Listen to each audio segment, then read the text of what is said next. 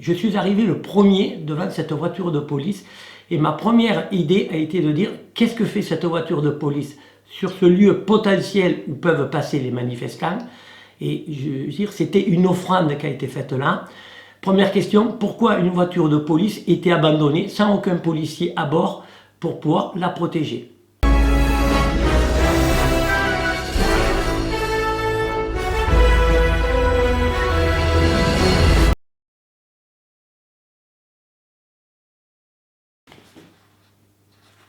Alors bonjour, alors comme convenu, on va revenir sur la fameuse journée du samedi 16 septembre à Montpellier, sur la voiture de police qui a été incendiée. Alors que le cortège, ou en tête du cortège il y avait les Black Box, se dirigeait de la place de la Comédie en direction de la gare. Quand ils sont arrivés au niveau de la gare, il y a eu un affrontement avec les forces de l'ordre qui ont répliqué parce qu'elles avaient été canardées de bouteilles et de pierres. Donc une partie du cortège s'est disloquée et j'étais devant ce cortège. Une trentaine de mètres devant pour pouvoir filmer comme je fais d'habitude. Ensuite, ce cortège a pris la direction d'une rue où cette fameuse voiture de police était garée. Je suis arrivé le premier devant cette voiture de police et ma première idée a été de dire qu'est-ce que fait cette voiture de police sur ce lieu potentiel où peuvent passer les manifestants. Et je veux dire, c'était une offrande qui a été faite là. Première question, pourquoi une voiture de police était abandonnée sans aucun policier à bord pour pouvoir la protéger?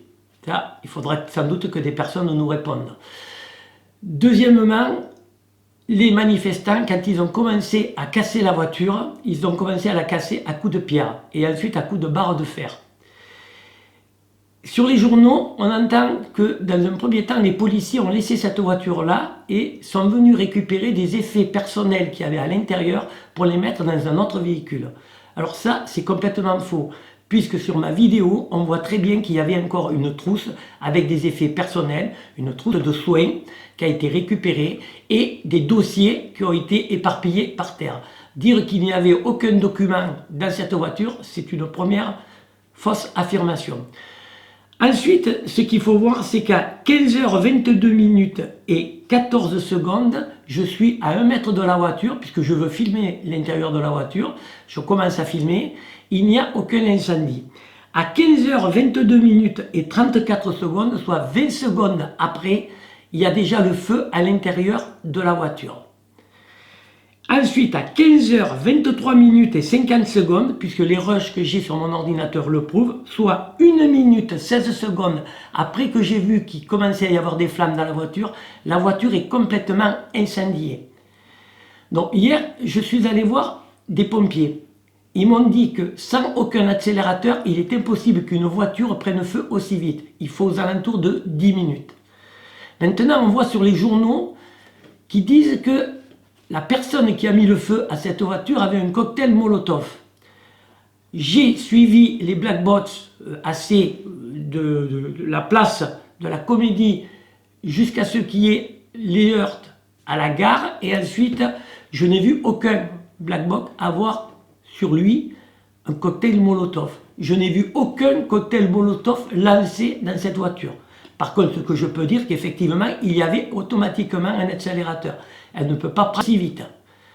Maintenant, on dit que la personne a été identifiée et arrêtée directement sur la place de la Comédie. Or, je pense que si la personne qui a mis le feu,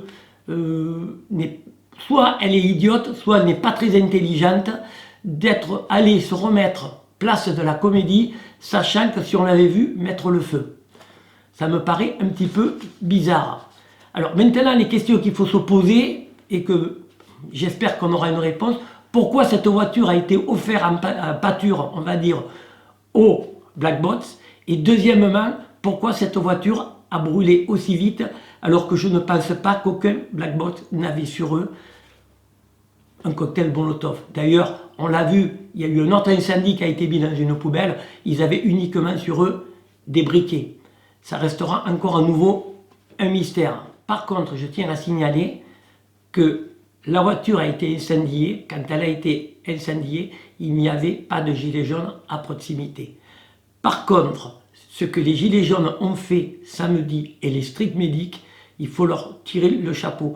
Parce que c'est eux qui ont, dans un premier temps, récupéré des extincteurs de partout dans la rue pour éteindre le feu.